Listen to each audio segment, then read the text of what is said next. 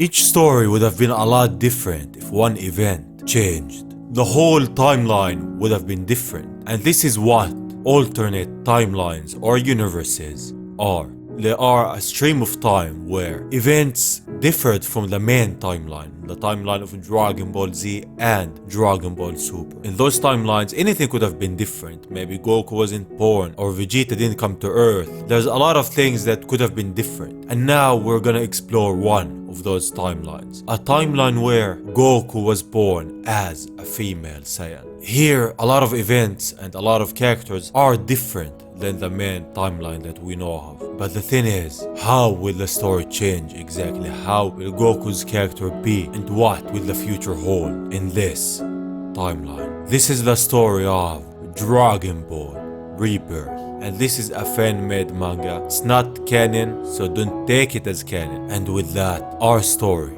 begins. We begin in a fight between Kakura, which is Kakarot Goku, but in this timeline he is born as a female Saiyan, and Xylo, who is an American warrior and caretaker of Kakarot. This is the version of Piccolo in this timeline, and here Goku wasn't raised by Grandpa Gohan, but he was raised by Xylo.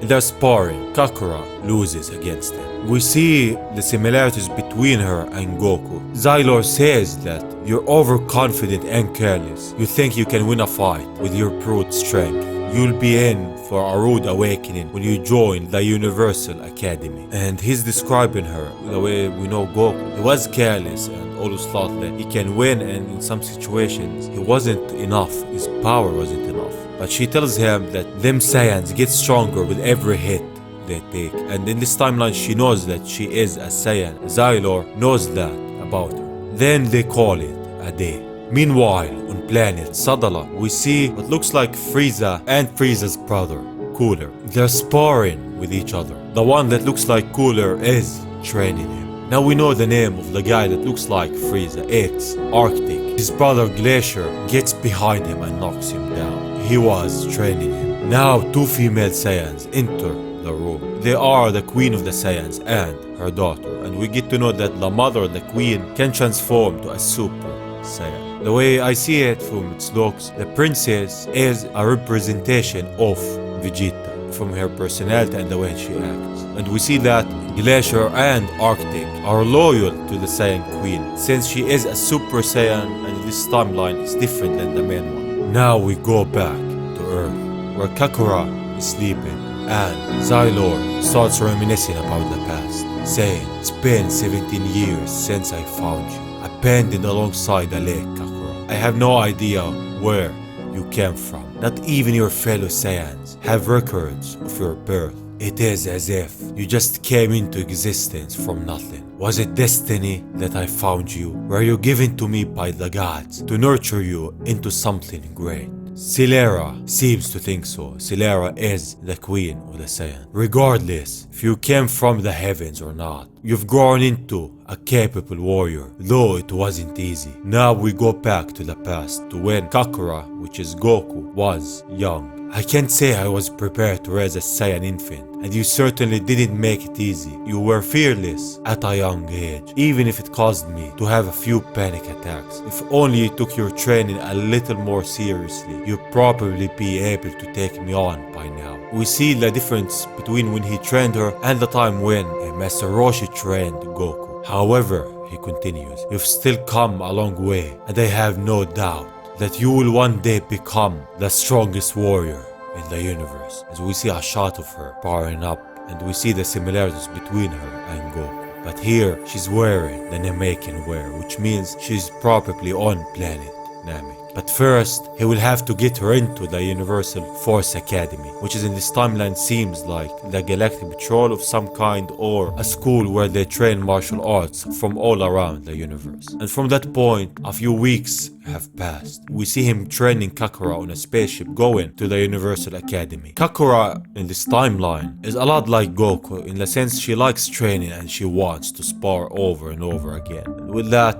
she goes to the pilot room. She's not that get worried about the exam because she thinks that she is enough to pass it. And this is in terms of personality still the same. And now they arrive to their destination. Xylo tells her, yes, Kakura, it's the planet of your people, the Saiyans, and home of the Universal Force Academy, planet Sadala. So they have arrived to the planet of the Saiyans. In this timeline, they haven't gone into planet Vegeta since planet Sadala hasn't been destroyed. This looks like Universe 6 in a sense, like this is how Universe 6 could have become. But in that instant, Kakura disappears. She went straight to the planet. From the excitement, she went there alone and ditched Xylo on the ship. When he goes there, he tells her, what were you thinking? This is her home planet that she has never been into. She just went there without thinking about it. She apologizes for that.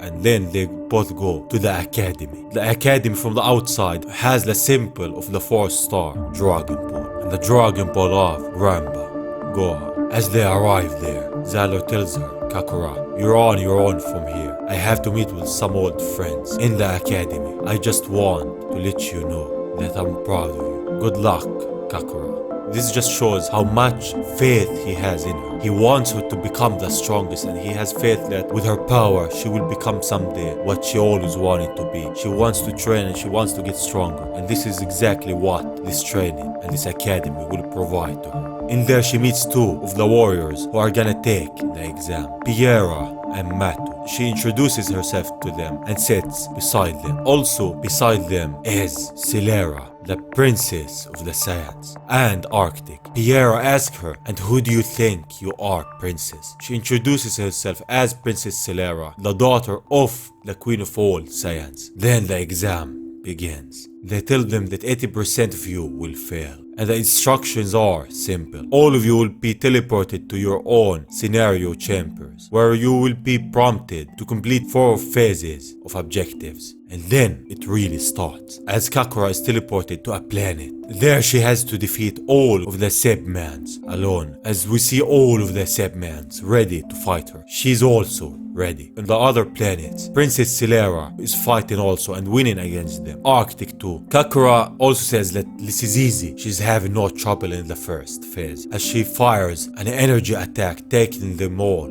out. And with that, phase 1 is complete. For phase 2, she has to defeat a Mega Sebman, as she goes straight at him. Arctic is also facing the same, but he's not taking any hits from him. Kakura dodges the Mega Sebman attack and goes in with a punch that pierces his stomach, taking him down. In the control room, it's the queen with Xylo. She tells him that you've done well with the child. Young Kakura is quite impressive. He says that the princess is also impressive. Arctic is a skilled warrior as well.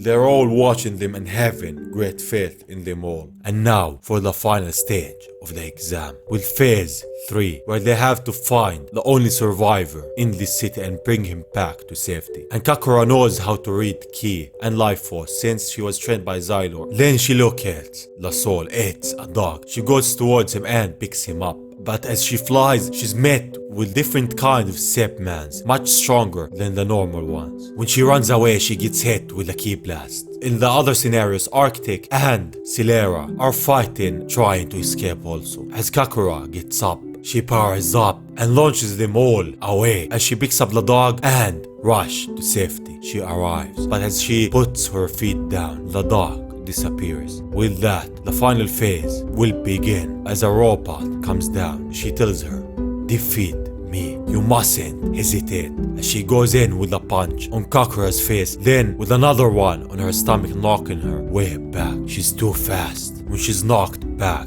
Kakura of Namek, many times in the battlefield, you'll be faced with an enemy that is way beyond your capabilities to defeat. It is in times like this that it's okay to admit defeat. Kakura of Namek, do you admit defeat? As she's holding her up from her hair. In other scenarios, Celera is also fighting the robot, but she's also losing. But each time something happens, the robot against her increases her power level from 5% to 10%. Then, as she delivers a kick on him, to 20%. And Arctic is also facing the same robot, but he's also losing with an attack after the other, and he can't win in his best power. He powers up and says, I have to go 100%. back to Kakura. The robot is holding her up. She asks her, Kakura of Namek, do you admit defeat? But Kakura just holds her hand up and charges a key blast and then fires it at point blank at her, releasing herself from her. But the robot goes at her again and kicks her hard way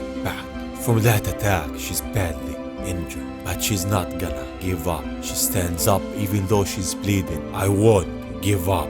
Here, the robot just gets her hand up and fires a key blast at point blank. But Kakura is still alive. She blocked it somehow. She asks her, Kakura of Namek, what drives you to continue? Kakura says, I need to show whoever my parents are that I'm not garbage they can't just throw away. I will become stronger and show them the mistake they made. As she powers up and starts to change, she powers up way much. She's about to transform to a Super Saiyan. In the control room, the queen gets a heads up that Kakura is releasing too much energy. They can't control it. She says 2 minutes would be plenty time for Kakura to finish her exam. Isn't that right, Xylo? He says yep with a smile. They're all happy for her. She's now gonna show her true powers. What Kakura or Goku in our main timeline is capable of. And this was the story for now of Dragon Ball Rebirth. The story of the time that Goku was born as a female Saiyan.